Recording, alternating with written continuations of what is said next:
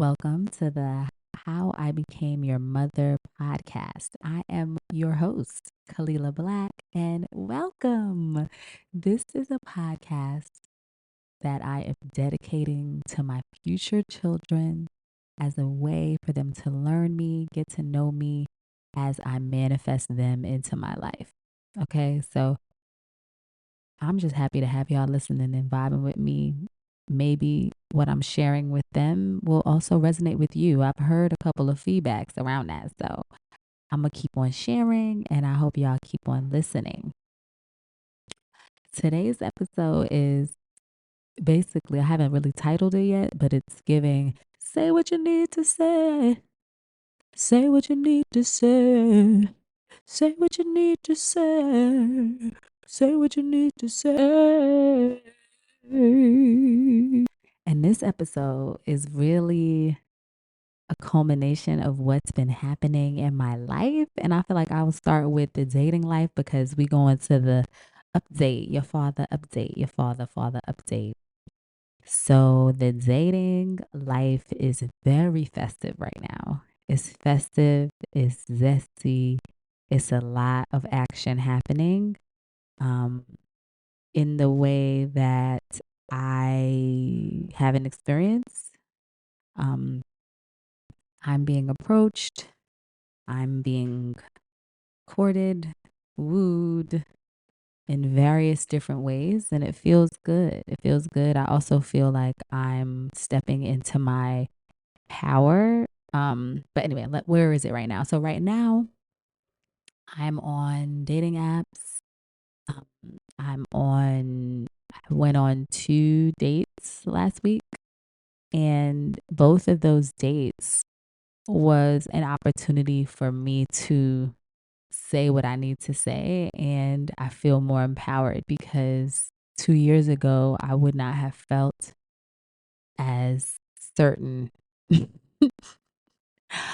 around sharing something that, especially when I'm not aligned with someone or when I'm crushing on someone, I would never share those things. So, what's going on with your father right now is that I don't think I've met him yet, but I do have some prospects um, that we have to go on a couple more dates, a couple more vibes. See if what's going on is what's going on. But I have been enjoying feeling free and desirable and attractive and having the options um, because I know that once we choose each other, it's going to be lit.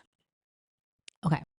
So let's talk about the spark of this episode. So I kind of said this already, but like I've been coming across a lot of instances where it's important for me to speak my mind while dating.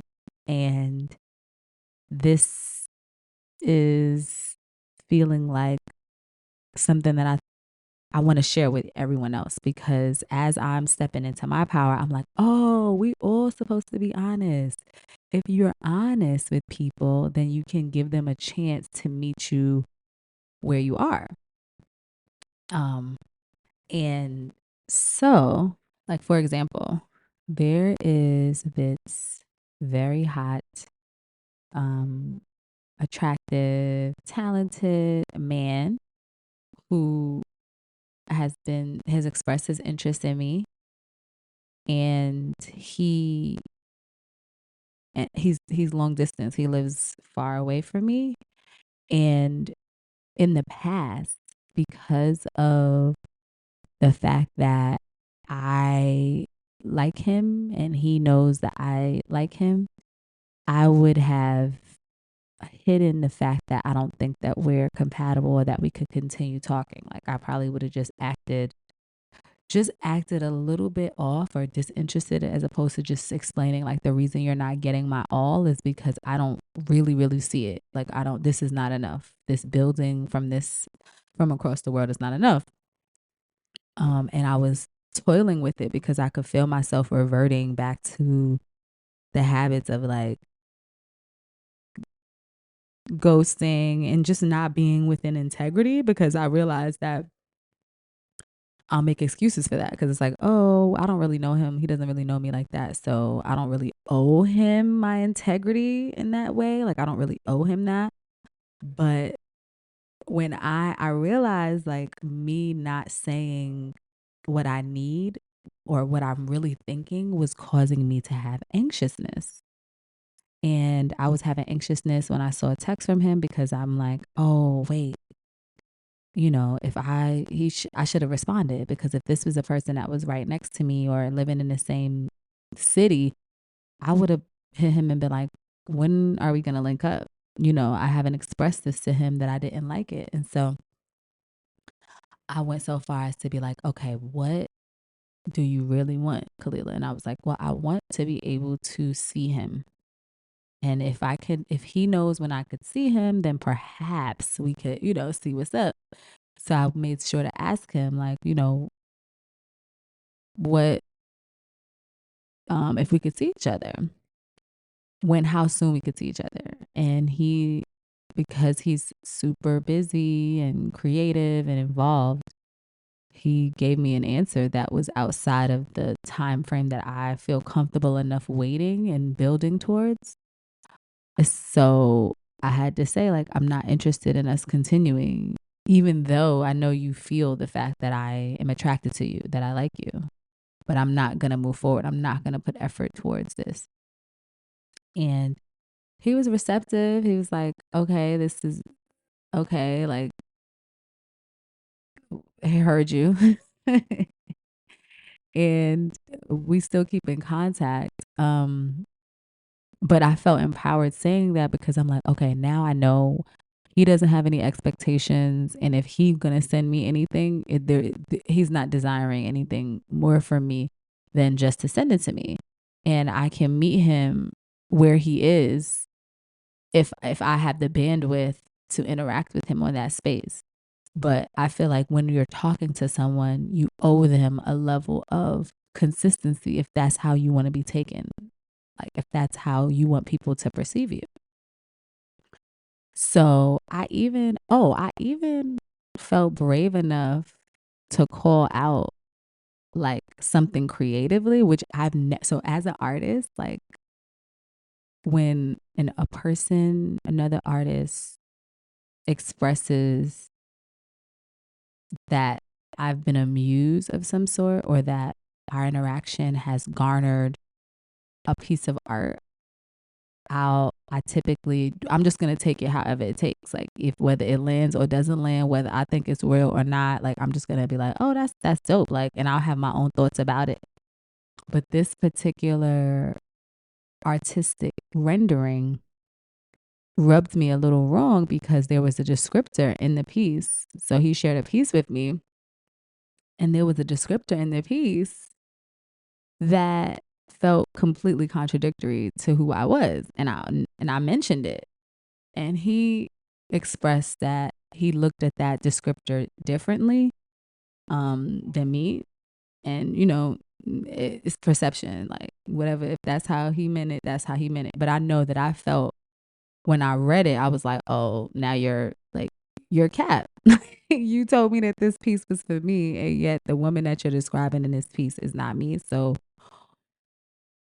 don't be trying to farm my emotions out. Like, that's how I was feeling. So I felt empowered that I called it out, even though we don't have any connections to each other. We don't owe each other. I owe myself the ability to call out or at least question things that come to mind, as opposed to saying like, oh, well, like in another instance, like 3 months ago, no matter if, because I told him I no longer wanted something romantic with him, regardless of what he would have sent me, I would have just accepted it, hearted it, said, okay, whatever, like, cool, cool, cool. But I care about my throat chakra. I care about me saying the things that I feel, because if I don't say the things that I feel, then there's a belief there that's happening. And so now my belief is that because we're not serious, I don't have to really be honest about how I feel. And I'm like, that's not healthy. That's not healthy at all. Actually, let's be honest. it's so interesting because as I'm pushing myself to step outside of good girl and step outside of the realm of saying things that are appropriate and acceptable and like fit in a box, I'm I go back and forth and I revert like back and forth um between saying how I feel and just letting it rock, like being like, okay, whatever, like I don't need you to know my thoughts on that. And I think that one of the reasons why saying what I need to say is important is because it validates my own beliefs around my thoughts being important, my thoughts mattering, my thoughts shifting things, my word and my voice holding weight. Because if I don't say what I need unless and if I don't say what I want to say unless conditions are perfect, what that's showing to me, what that the picture that that's painting to my brain is that what I have to say often is not welcomed or it's not safe, it's not healthy, it's not conducive, it's not contributing to the room. And that has me overthinking what I have to say and shrinking and second guessing and trying to find all of these other words where it's like, yo, whole time, the faster you're yourself, the faster a person can be like, I want to sign up for this experience and I don't want to sign up for this experience. Like, which I'm finding is direct, it's light, it's empowering for real. The other thing I want to say is that I've been collecting evidence whenever I'm trying to adopt a new belief or step into a new identity. And in this case, this is the new identity of my voice, my thoughts, my opinions bring value. They add value to the world. Like they're valuable. That's what I'm trying to work on embodying. And when I think about getting the new beliefs, I try to think about ways in my life where I already have evidence of that belief. So for me, what was making me feel more comfortable saying these things, I made a list, which I encourage you to do. If you are a person that wants to learn how to say and be more direct with your words, your thoughts, your desires, your opinions, I suggest you write down a list of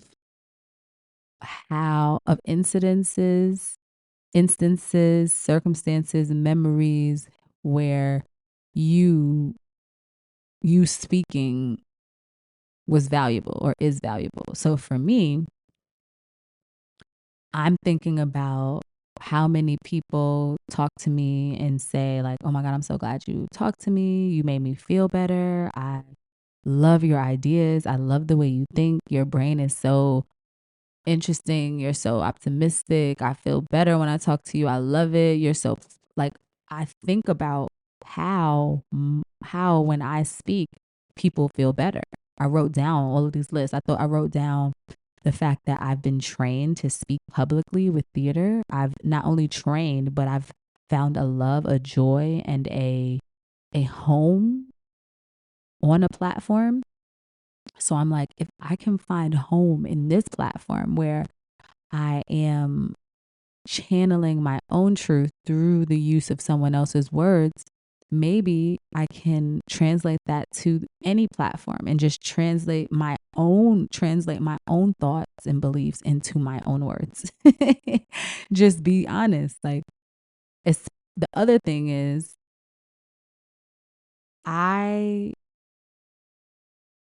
rate myself as a human being. As a human being, I am a person that cares for other people. I take care of myself. I think about all the different areas of my life: family, friends, community, health, personal development, career, finances. those places are places where I'm actively seeking progress in. And that makes me, in my opinion, a good person. And I think that good people should be able to speak, because when good people speak, people feel the energy of the good people, and it multiplies the good in the world. So I think about that and I'm like, oh right, I should be saying. The other thing is, when you think about this, when you having a conversation with somebody, I'll talk about myself.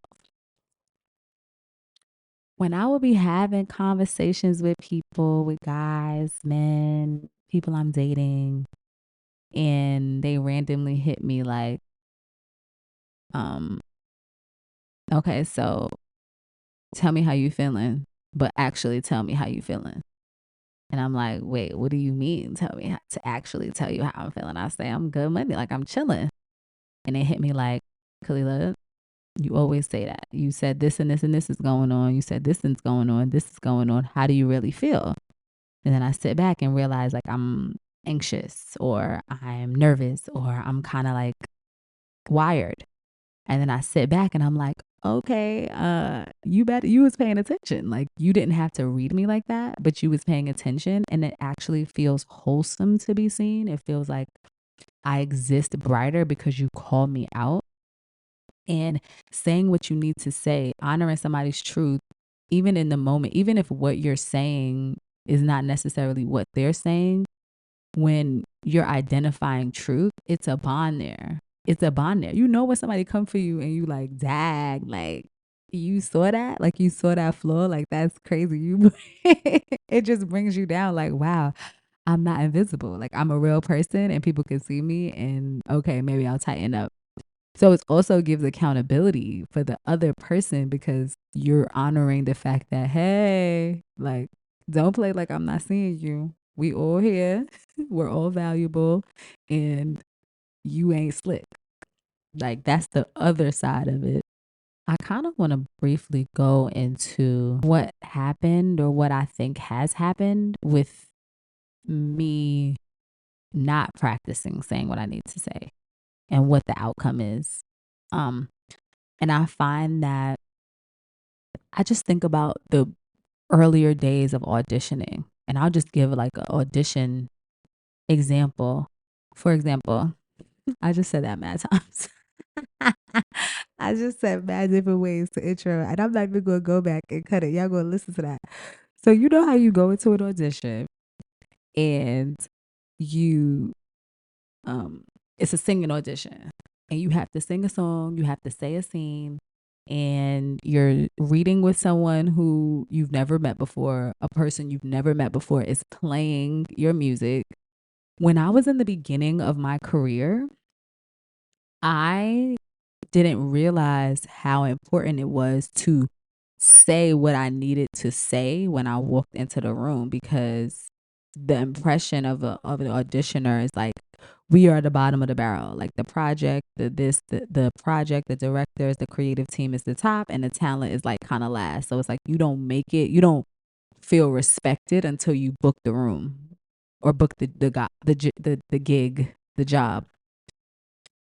Prior to that, you're an option, and it's feeling like, oh my God, I gotta be on my best behavior. So you walk in there and you like, oh, let me do this real fast. And then you go in there, you put the music down, and you just assume that the music, the accompanist, the person who's on the keys, know what you're talking about. And it has happened time and time again where I wasn't clear with the tempo, or I assumed that they had a tempo in their head, and they messed me up. And it's like, whole time they didn't mess you up. This is your audition. This is your shot. This person is playing hundreds and hundreds of cuts of hundreds of songs. And the whole creative team actually wants you to do well, because they want to cast you. So whatever you need to do to make sure that the whole experience goes in a way that's productive, inspiring, and conducive to you, do that. So then later on in my career, I started coming in with a grounding presence. I would come in, hi, maybe a new compliment, maybe talk about what I thought about the music. Like, okay, y'all was not playing with this music, right? Y'all said get like I start talking. I go to the accompanist. We sing a couple of bars. I'm like, hey, day, day, day, da, da, da, da, da, da. This is the tempo. Hey, hey, you feel me? Hey, hey, hey. And then they get in it. They feeling it. I look my eyes into the reader. And I say, hello, nice to talk to you. I'm setting the tone. I'm taking control of my room. And I'm saying what I need to say. Even if that gave me 2 extra minutes in my audition, it's setting me up. People are not mind readers. I even think about when you go to the eyebrow shop. Whenever I go to the eyebrow shop, the reason why I feel like my the reason I feel like my eyebrows eat down, down, up and down to the ground is because I am specific. I sit in that chair whole time I go to this lady. I really go to the same lady OD over and over and over again. But I know she does thousands and thousands of eyebrows every month. I can't imagine that she can kind of decipher what my shape was after it grew out. So every single time I lay on that lady thing, and no matter how many times she says, okay, yes, I know, I'm saying my thing. I get down, I say, hello, make sure you clean up the bottoms.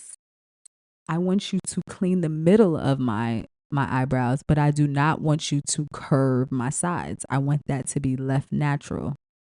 I want you to trim it, but I don't want you to pluck hair. You can take like, so very, very specific. I like it medium. I like it like this. She lets me sit there. She does it. She even respects what I'm saying so much that she will get a mirror in the middle of it and say, okay, how is this? And I'm like, yes, you're eating. Because I'm saying what I need to say. Like, I'm saying what I want. It's also really, really prevalent when we step out, because now we're talking about individual stuff. Now let's step out and talk about the bigger picture. When we're talking to creation, when we're talking to the universe, when we're talking to God, when we're talking to our inner being, saying what you need to say, aka speaking your desire, saying what you want, has become so important because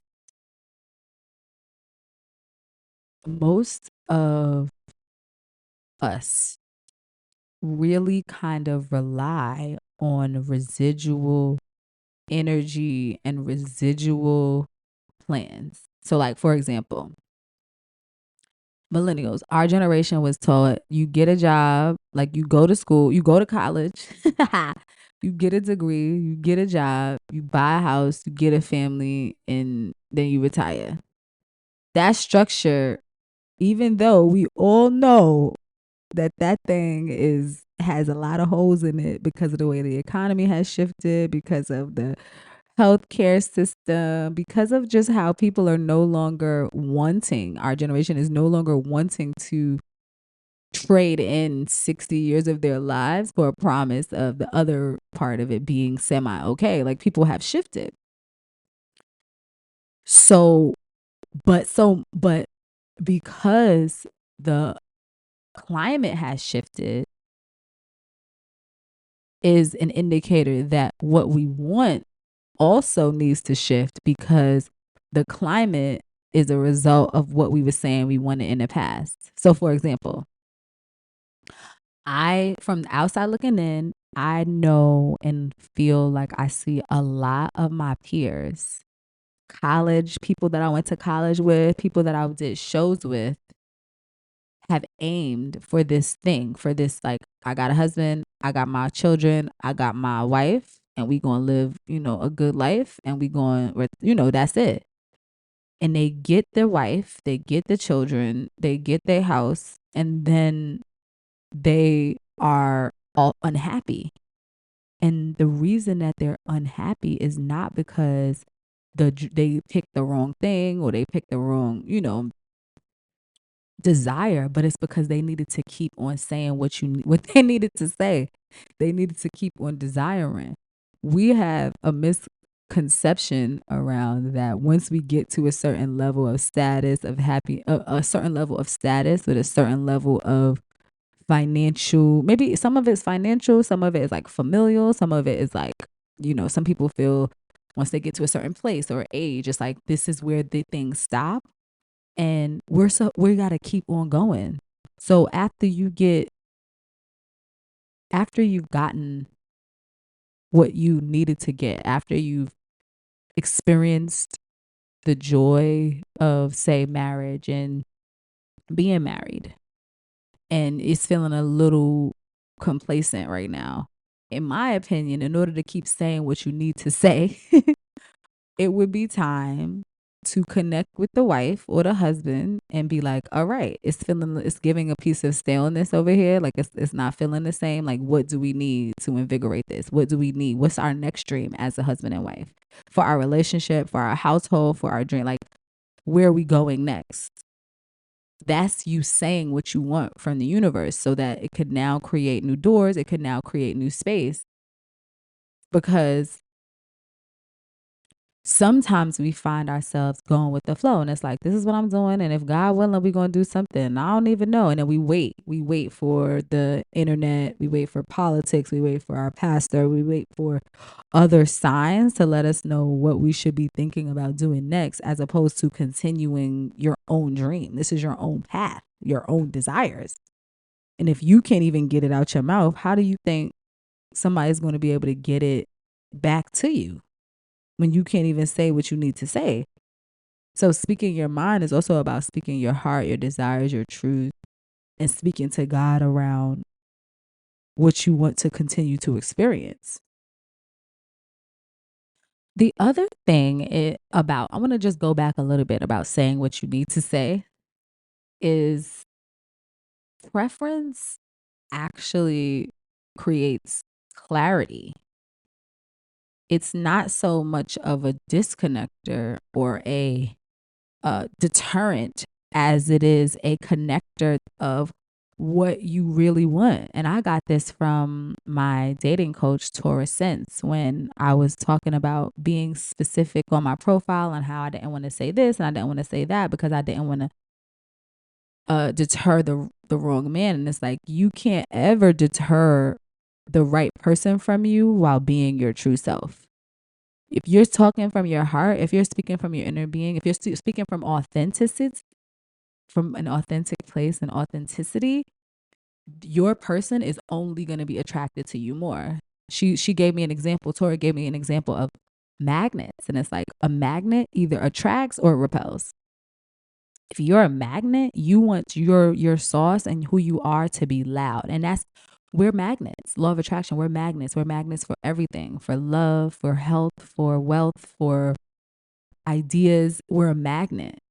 So the more we solidify our inner world and our say, like, okay, this is what I like. This is what actually I want. I actually desire this. I'm making a choice, saying what I want. That's the fastest way to get it. Wow. So I think that what I am wanting to pass on to you from this lesson is speak your mind. You know, your mom is a tactful woman. I believe in tact. I believe in kindness. I believe in being cordial. I believe that a person who is able to say what they mean in a way that is heard and received by the other person is brilliant and clever. Like, I took a course where one of the principles is that communication, or like, the things are 100% your responsibility. So like, basically communicating your idea to the other person is 100% your responsibility. I that's how I go. So when I'm talking to somebody, I'm thinking about what I know of their background. I'm thinking about how they've spoken to me. I'm thinking about how I can share my heart, but also what I want. And it has made me a wonderful communicator, more empowered, more secure, more confident. And I'm grateful for that. Like, it eats. It eats. And I want you to know that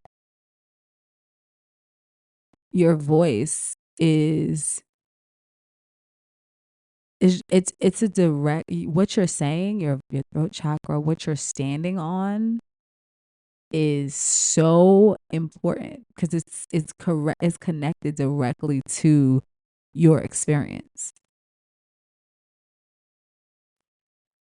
I want to thank God for this podcast, for this commitment. I said I'm gonna make it at least to 40 episodes, and I'm going. This is gonna be another week where it's on time, and another place to share my thoughts. Thank you for listening. Thank you for going there with me. And what I hope you know is that in order for you to be a balanced, giving, connected, generous person, you need to make sure that you are nourished and nurtured first. You are your first responsibility. Everyone else is your next responsibility. Even when you have children, you would be your first responsibility because your children won't do well if you're not well. That's how it works. So I just want you to know that what you say and what you mean is important. Okay, let's go to the 36 questions. Let's go to the soul question. The soul question is us playing this game called 36 Questions of Love, it was created by the New York Times New York Times, and they did an article of increasingly vulnerable questions that, if said with a partner, is supposed to make you fall in love. So let's see. We on to question number 16. Question number 16 is, what do you value most in friendship? Well, as we know, my name means friend. I take that very seriously. I feel like my friends and my family are occupying parallel spaces in my heart. Like I feel an even amount of love for my friends and my family, even if the love is in a different place in my body or in my space, it's equal in value. So I love my friends. What I value most is probably the accountability of my authenticity. My friends are people who know me, know my iterations, know where I want to go, know what I'm trying to do, know what's happening, and they're able to say, okay, that's not really my perception, or Kalila, well, actually, you did this, or well, hey, don't you need to be doing this, or what are you doing about this? The accountability, the commonality, the support, the love, the time, the memories. I really love spending time with my friends. I love the cookouts. I love the game nights. I love the concerts, the festivals, the clubs, the trips. I love our family time with their kids or parents. I value the relationship. My friends is my booze. They my booze. I love them so much. Okay, so if you only remember one thing, what I want you to remember is say what you need to say. Say what you need to say. Say what you need to say. Say what you need to say.